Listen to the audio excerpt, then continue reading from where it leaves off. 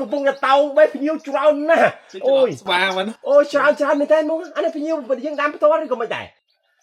អនុញ្ញាតគ្រប់នឹងជម្រាបសួរទៅដល់បងប្អូនទាំងអស់គ្នាឥឡូវនេះខ្ញុំបានមកដល់ទឹកដីជីផាតខេត្តកោះកុងឲ្យបងប្អូនទាំងអស់គ្នាគ្រាន់តែមកដល់ទីនេះភ្លាមគឺថាឃើញនៅប្រភេទផ្លែភ្ញៀវច្រើនខ្លាំងណាស់អូនេះកំពុងតែលើដើមភ្ញៀវតែម្ដងនេះជម្រាបសួរបងប្រុស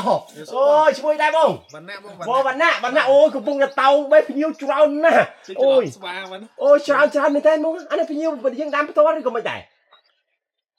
ភ្ញៀវនេះភ្ញៀវព្រៃហ៎បងតាមពិតទៅវាសល់នឹងយូរឆ្នាំហើយវ៉ាវប្រហែលឆ្នាំហើយភ្ញៀវនេះដើមនេះมันគ្រាន់មាន30ឆ្នាំទេវ៉ាវជាទូទៅភ្ញៀវនេះផ្លែនៅខែណាចាប់ដើមផ្លែវាផ្កាខ្ទង់ចន្លោះខែ12ហើយមកទល់ឥឡូវហ្នឹងវាខ្ទង់ខែ5ខែអីហ្នឹងចាប់ដើមទុំហើយអូខែ5នេះទុំហើយអូច្រើនខ្លាំងណាស់ខ្ញុំក៏លេចឃើញនៅកន្លែងកាហ្វេផោះលោកបណ្ណៈផ្ទាល់តែម្ដងគឺមានដើមភ្ញៀវនេះប្រហែលដើមជាង10ដើមដែរបងដើមជាង10ដើមអូយផ្លែច្រើនខ្លាំងមែនទែនអាចដឹងទេថាក្នុងមួយដើមនេះផ្លែប្រហែលគីឡូដែរជារៀងរាល់ឆ្នាំឆ្នាំនេះរៀងស្ទើរបន្តិចប៉ុន្តែជាទូទៅมันក៏មាន100គីឡូវ៉ាវគ្រាន់តែមួយដើមភ្ញៀវផ្លែប្រហែល100គីឡូបងប្អូនឥឡូវដល់វគ្គខ្ញុំឡើងទៅលើបន្តិចដែរមើលចង់ដឹងណែមកសភាដល់លើចុងឈើយ៉ាគេសភានឹងដីយើងសភាមកដល់លើចុងឈើបងប្អូនអូយផ្លែដល់កនិយាយពីភ្ញៀវនេះបងប្អូនអើយឡើងឲ្យមកដល់លើដើមចឹងបងប្អូនដែលមើលវិញជាពិសេសបងសភានារីគាត់គ្រាន់ឃើញគាត់ស្រក់ទឹកមាត់ហ្មងអូយផ្លែដល់កដល់ភ្ញៀវនេះអែមទេជូមិនណាអែមទេបងអែមអ្នកខ្លះក៏ចូលចិត្តញ៉ាំមួយ5ទេក៏បានអូយលោកអែមឆ្ងាញ់ណាស់ញៀវនេះសភាពនារីរបស់យើងឃើញហើយខ្ញុំជឿថាឃើញវីដេអូនេះឲ្យស្រក់ទឹកមាត់ហើយមើលសាច់ញៀវដល់កសាច់ឡើងល្អោកហ្មងផ្លែច្រើនខ្លាំងមកជីទូទៅអស់ផ្លែវិញនៅខែណាដែរខ្ទង់ប្រហែលខ្ទង់ខែ6ហ្នឹងបងខែ6អីណោះចូលពាក់កណ្ដាលខែ6វាអាស្រ័យទៅលើកាសធាតុដែរណាបាទខ្ញុំក៏លេចឃើញបាទកន្លែងបាទវណ្ណៈផ្ទាល់កន្លែងនេះគឺហាងកាហ្វេទេណោះហាងកាហ្វេបងហាងកាហ្វេទេក៏មិនតែរៀបចំមកស្អាតមែនយើងឃើញធម្មជាតិវាល្អហើយក៏យើងធ្វើហាងកាហ្វេហាងអីវាច្រើនឃើញបងប្អូនយើងឥឡូវចូលចិត្តរបៀប outdoor ច្រើនអញ្ចឹងក៏ខ្ញុំរៀបចំហាងកាហ្វេរបៀប outdoor ក្រុមដើមឈើអញ្ចឹងណាជាពិសេសដល់ភ្ញៀវដល់ខែភ្ញៀវយើងញ៉ាំភ្ញៀវហ្មងនិយាយពីថាភ្ញៀវនេះគ្រាន់តែក៏លេចឃើញខ្ញុំចាប់អារម្មណ៍ថាខ្វាកគាត់តែឃើញចង់ស្រក់ទឹកមាត់ហ្មងនិយាយពីថាផ្លែ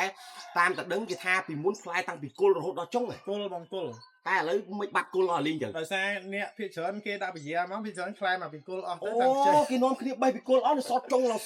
ពេលចឹងហ្មងណាហ្នឹងហើយដល់ពេលឥឡូវឡើងដល់ចុងអានេះគេទៅអត់ទាន់ដល់ឥឡូវយើងដាក់ចដាបទេចដាបទេតែម្ដងហើយខ្ញុំចាប់អារម្មណ៍ឃើញថាហាងកាហ្វេរបស់វណ្ណៈរៀបចំបានស្អាតណាមិនត្រឹមតែមានផ្លែភ្ញៀវទេហើយឃើញមានភ្ញៀវមកអង្គុយញ៉ាំកាហ្វេញ៉ាំអីហើយមិនត្រឹមតែប៉ុណ្ណោះភ្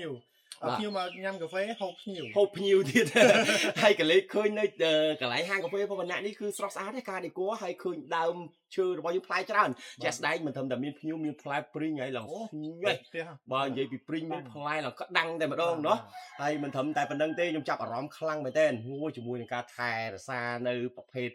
ដំណាំផ្លែឈើនៅកន្លែងហាងកាហ្វេរបស់យើង Sunbear Valley នេះ Sunbear Cafe ហើយក៏យើងមាន Sunbear ពីរកន្លែងទៀត Sunbear Ecology និង Sunbear Valley Sunbear Valley ហ្នឹងលឺសូមានដំណាំស្អីគេបន្ថែមទៀតហ៎អូនៅចកាត្រេនបងមានចកាត្រេនទៀតវ៉ាវត្រេនផ្លែមិនដែរស្នាក់នៅហ្នឹងត្រេនផ្លែមិនដែរអូនិយាយពីផ្លែគួរស្រឡាញ់ច្រើននេះមិនបងស្អាតបងមួយដើមផ្លែ100គីឡូមួយដើមជាង100គ្រាប់វាខ្ទង់2-300គីឡូអត់មានតំណឹងអីហៅមកញ៉ាំ free អីឬក៏ធ្វើកម្មវិធីអីហ៎ឆាប់យើងមាន plan ខ្ទង់ពាក់កណ្ដាលខែ6យើងក្រុមធ្វើ buffet terrain buffet terrain ហ្មងបងវ៉ាវអូយគ្រាន់តែលឺ buffet terrain អ្នកដែលចូលចិត្តញ៉ាំ terrain ខ្ញុំជឿថាប្រកាសជាចង់មកលេងនៅទឹកដីបាទខាងជីផាតបាទនៅខាងជីផាតនេះផ្ទាល់អូយនិយាយពីដំណាំល្អខ្លាំងមែនតើពាក់ព័ន្ធជាមួយនឹងញៀវពាក់ព័ន្ធជាមួយនឹង terrain អីហ្នឹងគឺចឹងចិត្តត buffet terrain ណាបំរុងធ្វើថ្ងៃណាដែរមើលទៅអាចប្រហែលខ្លះបានទេប្រហែលចន្លោះក្នុងថ្ងៃ15ខែ6មើលទៅ15ខែ6ណាប្រហែលអញ្ចឹងបងប្អូនកុំភ្លេចចាំមើលវីដេអូក្រោយយើងនឹងបង្ហាញជូននៅចកាតរេនទាំងមូលរបស់បាទបងប្រុសវណ្ណៈផ្ទាល់តែម្ដងថានៅទឹកដីជីផាតនេះតរេនគាត់ល្អកម្រិតណាយើងក៏មើលបែបនេះយើងទៅល្អផ្លែរាប់រយគីឡូហើយនិយាយទៅនៅខាងកាហ្វេរបស់គាត់នេះគឺអូយតំណាំភ្ញៀវនេះខ្ញុំគាត់ឃើញខ្វាកខ្លាំងមែនទែនអញ្ចឹងបើសិនជាបងប្អូនរបស់យើងដែលគាត់ចង់មកលេងនៅទឹកដីជីផាតព្រោះថាជីផាតគឺមានកន្លែងដើរលេងច្រើនហើយស្រស់ស្អាតណាស់បើនិយាយបរិយាកាសនៅជីផាតនេះគាត់អាចតាក់ទងមកវណ្ណៈមិនដែរព្រោះថាពេលខ្លះគាត់ចង់មកលេងជីផាតទៅគាត់ឃើញភ្ញៀវគាត់អីចូលមកលេងញ៉ាំកាហ្វេយើងមាននិយាយទៅយើងមានpage របស់ Sunbear page Sunbear ផ្ទាល់ចុះបើសិនជាលេខទូរស័ព្ទមានអត់មានតែបងលេខទូរស័ព្ទលេខម៉ានសម្រាប់លេខខ្ញុំផ្ទាល់ហ្មង077 83 43 33 077 83 43 ចឹងបង ណា បាទបងប្អូនទាំងអស់គ្នាដែលមកលេងនៅទឹកដីជីផាតនេះជាពិសេសវីដេអូក្រោយយើងនឹងបានឃើញនៅសមិទ្ធផលពាក់ព័ន្ធជាមួយនឹងនៅតរេននៅទឹកដីជីផាតខេត្តកោះកុងនេះថាផ្លែល្អហើយផ្អែមឆ្ងាញ់យ៉ាងណាកុំភ្លេចណាប៊ូហ្វេតរេនត្រៀមចំនៅវីដេអូក្រោយហើយ